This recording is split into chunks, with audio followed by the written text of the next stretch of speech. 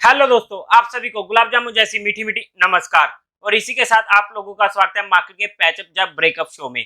आज की video important होने वाली है बिकॉज पिछले वीक या फिर हम कहें थर्सडे फ्राइडे को मार्केट में हमें कुछ बड़े एक्शन देखने को मिले हैं। तो वहां पर अब उसके बाद मार्केट में क्या रह सकता है, बिकॉज एसटीटी बढ़ चुका है, डेट मार्केट में अब इंडेक्सेशन खत्म हो जाएगी। तो वहां पर काफी कुछ चीजें इंपॉर्टेंट होने वाली है और उसी के साथ साथ हमारी मार्केट अब आने वाले टाइम में मतलब कि इस वीक कैसी रिएक्ट कर सकती है, तो वहां पर भी हम चेकआउट करेंगे हर चीज 1 to 1 पॉइंट के साथ। तो आप लोग अभी से इस वीडियो को लाइक कर दीजिएगा। तो सबसे पहले अगर हम मार्केट की बात करते हैं फ्राइडे के दिन, तो निफ्टी एक फ्लैट सी ओपनिंग देता है, जहां पर बंद होती है वहीं पर ही खुलती है 17,076 पर। और फर्स्ट हाफ में अगर हम बात करते हैं तो वहां पर मार्केट एक छोटी सी रेंज में पूरा का पूरा दिन निकाल देते हैं, जहां पर मार्केट का हाई बनता है 70,109 का। और इस रेंज में ना मार्केट ऐसा कर रही थी कि समझ ही नहीं आ रहा था कि मार्केट को ऊपर जाए नीचे जाए, तो आखिर जाए कहां पर मार्केट, बिकॉज सभी के सभी इवेंट्स खत्म हो चुके थे। लेकिन सेकंड हाफ में हमें मार्केट में नीचे की डायरेक्शन पकड़ती हुई देखने को मिलती है, जहां पर मार्केट का लो बनता है 16,917 का और मार्केट की क्लोजिंग होती है 16,945 की। मार्केट अपने डे लोस पर जाकर बंद हुआ है और जहां पर हमारे लिए मार्केट की तरफ से एक वीक क्लोजिंग देखने को मिली है। इसी के साथ साथ अगर हम एफ आई डाटा की बात करते हैं तो एफ ने 1720 करोड़ की सेलिंग करी है फ्राइडे के दिन और डीआईआईज ने 2500 करोड़ की बाइंग करी है। नेट में बाइंग का फिगर बड़ा है जो हमारे लिए मार्केट के लिए पॉजिटिव रहने वाला है। इसके बाद ना सबसे पहले अगर हम बात करते हैं फ्यूचर एंड ऑप्शंस के रिलेटेड कि वहां पर डू नॉट एक्सरसाइज का सिनेरियो क्या है, क्या होगा, अब क्या करना है।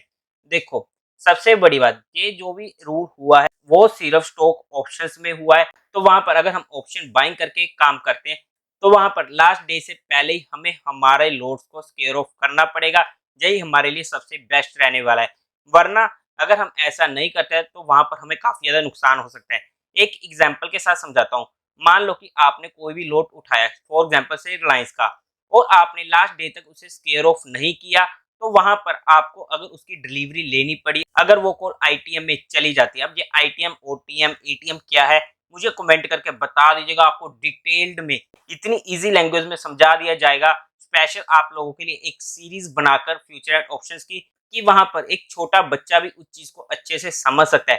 बिकॉज मेरा मानना जहां पर ये है कि अगर हम आपको कोई बात बता रहे हैं, अगर वो बात हम किसी बच्चे को बताएं, अगर उसको समझ में लग गई तो वो बात आपको भी समझ में लग जाएगी। तो वो उसके लिए आप मुझे कमेंट करके बता दीजिएगा, तो आपको फ्यूचर एंड ऑप्शंस की फुल डिटेल्ड सीरीज मिल जाएगी, जहां पर वन बाय वन हम डिटेल्ड में आपको इजी लैंग्वेज में बता देंगे कि ये फ्यूचर एंड ऑप्शन क्या सीन है, हर चीज कि हमें इसमें कैसे काम करना था, कौन कौन सी स्ट्रेटेजी है, सब कुछ ए टू जेड पूरा का पूरा आप लोगों के लिए फ्री में वो सीरीज अपलोड कर दी जाएगी। लेकिन अगर आप रिस्पॉन्ड करोगे तभी मैं वहां पर इतनी ज्यादा मेहनत करूंगा। तो अब अगर हम कंटिन्यू करते हैं कि मान लो कि हमारी कॉल आईटीएम में चली जाती है इन द मनी में, तो वहां पर हमें काफी बड़ा नुकसान कैसे हो सकता है। तो वहां पर मान लो कि रिलायंस का प्राइस चल रहा है 2500 का, अगर आपके पास एक लोट है 250 क्वांटिटी का, तो आपको वहां पर 25 इंटू 250 को कैश में लेना पड़ेगा। और जहां पर आपके पास एक बड़ी अमाउंट आपको रिक्वायर्ड होगा उसको बाय करने के लिए कैश में, अगर आप ऐसा नहीं करते तो आपको पेनल्टी पड़ेगी, और वो कोई छोटी मोटी पेनल्टी नहीं पड़ने वाली है, वो भी काफी बड़ी पेनल्टी पड़ेगी। तो इस बात को भी हमें समझना पड़ेगा। और जनरली ऑप्शन बाइंग में हम करते क्या है, आपको भी पता है, हमें भी पता है, हम एक लोड से तो काम करते नहीं है, क्योंकि हमारे अंदर लालच इतना, हम वहां पर मिनिमम 2 से 5 लोड्स तो मिनिमम उठाते उठाते हैं। तो अब आप सोच लीजिए कि आपको ना करते 5 लाख से 20 लाख रुपया कैश में रिक्वायर्ड होगा।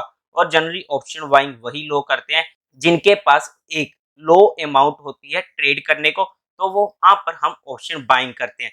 तो इस बात को अब हमें समझना पड़ेगा। तो इसका अब सोल्यूशन क्या है, सिंपल सा सोल्यूशन है, हमें हमारे लोट को पहले ही स्केयर ऑफ करना पड़ेगा एक्सपायरी खत्म होने से पहले।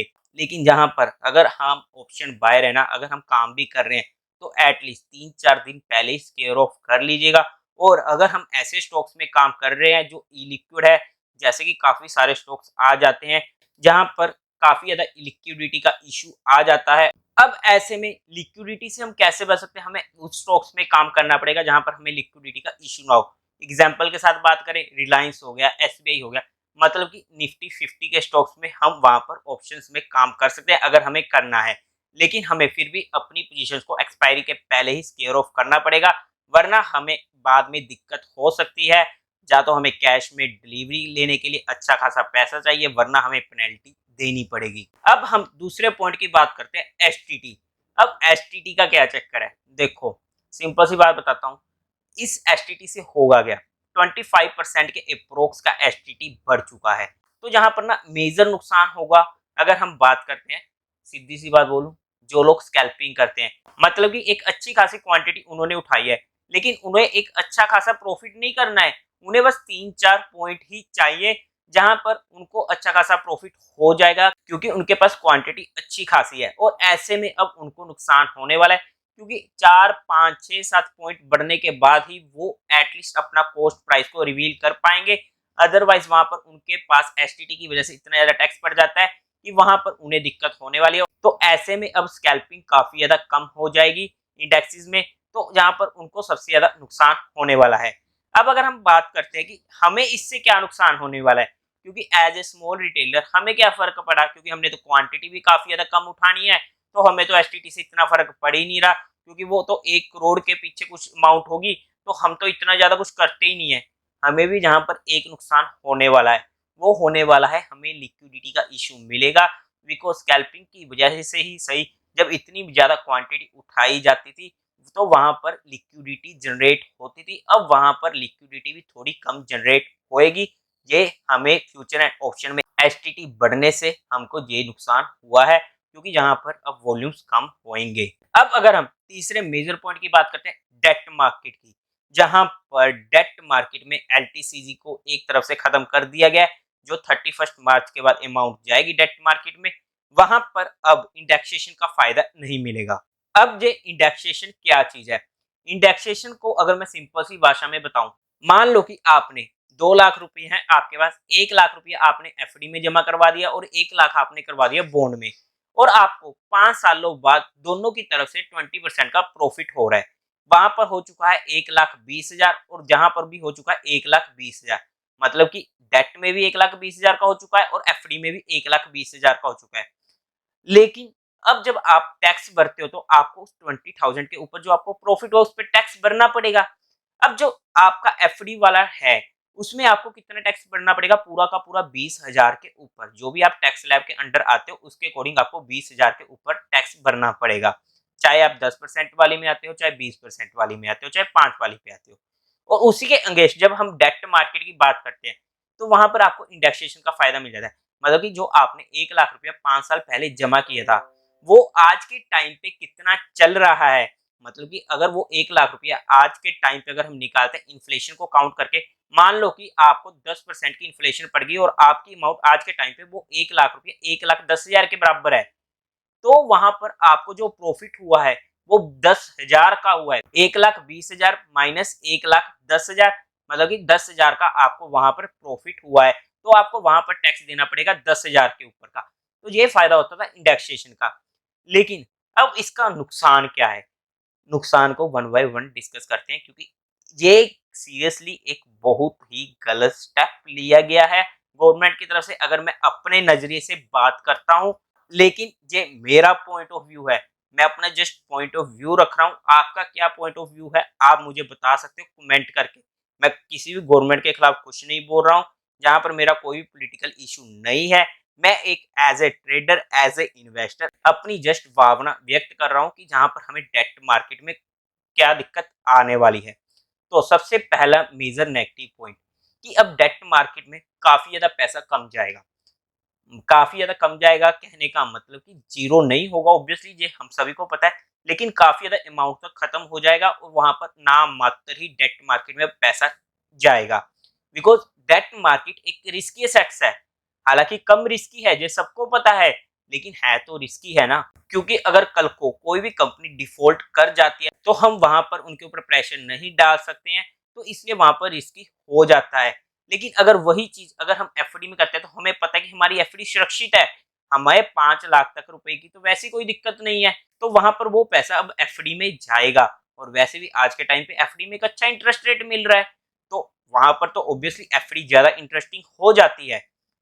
ये हमारे पास एक मेजर नेगेटिव पॉइंट होने वाला है डेट मार्केट की तरफ से। और इसी के साथ सेकंड पॉइंट, जनरली सीन क्या होता था कि हम करते हैं असेट एलोकेशन, और असेट एलोकेशन में फर्स्ट पार्ट पे आ जाता है इक्विटी, जहां पर हम ज्यादा वेटेज देते हैं, और सेकंड में आ जाता है डेट मार्केट। और वहां पर असेट एलोकेशन में हमें दिक्कत होएगी, क्योंकि वहां पर असेट एलोकेशन से जो डेट का पोर्शन था वो हमें उसका अल्टरनेटिव ढूंढना पड़ेगा, क्योंकि अब डेट मार्केट में वहां पर कोई भी रिस्क नहीं लेगा। 1-2% अगर कम मिल रहा है किसी को एफडी वगैरह में, तो कहेगा कि मैं तो वहीं कर लूंगा, लेकिन मेरा वहां पर 1% भी रिस्क नहीं है। तो ये हमारे लिए सेकंड नेगेटिव पॉइंट आ जाता है, चाहे आपको बुरी लगे चाहे अच्छी लगे, बट जो बात है सो है। तो जहां पर कुछ मेजर इश्यूज थे जो मैंने आप लोगों को बता दिए हैं एक छोटी सी ब्रीफ इंट्रोडक्शन में। अगर आप चाहते हो किसी के ऊपर भी मेजर डिस्कशन हो, कि एक अच्छी खासी डिस्कशन हो जहां पर आपको डिटेल्ड में सब कुछ समझाया जाए, तो कमेंट कर दीजिएगा। अब उसी के साथ साथ अगर हम नेक्स्ट वीक के लिए मार्केट की बात करते हैं, तो देखो यहाँ पर ना सबसे इंपॉर्टेंट पॉइंट है एसटीटी। एसटीटी ऑब्वियसली मार्केट में एक बैड न्यूज का काम करने वाली है, जहां पर हमारे पास दिक्कत आने की पॉसिबिलिटीज काफी ज्यादा हो जाती हैं। हालांकि अभी फ्राइडे के दिन हमें इसका इम्पैक्ट ज्यादा देखने को नहीं मिला है, लेकिन अगर फ्राइडे को नहीं मिला तो क्या आगे भी नहीं मिलेगा? ऐसा नहीं है। हमें एक बार के लिए जहां पर इसका इम्पैक्ट देखने को मिल सकता है, तो आप जहां पर चेकआउट कर सकते हो कि जो 16,800 की इंपॉर्टेंट सपोर्ट थी, वहीं से मार्केट 2-3 बार वहां पर रिट्रेस हुई है, और वहीं से मार्केट निकलने की कोशिश करी, लेकिन थर्सडे और फ्राइडे को फिर से मार्केट नीचे को आ चुकी है। अब अगर हम आगे की बात करते हैं, तो हमारे पास जो इम्पोर्टेंट एरिया आ जाता है वो आ जाता है 16,600 500। आप जो कह लो एक रेंज आ जाती है, ये 16,600 से 500 की रेंज। अगर मार्केट इस रेंज में आती है तो ये हमारे पास एक अच्छा एरिया हो जाएगा, जहां पर हम इसे बाई कर सकते हैं।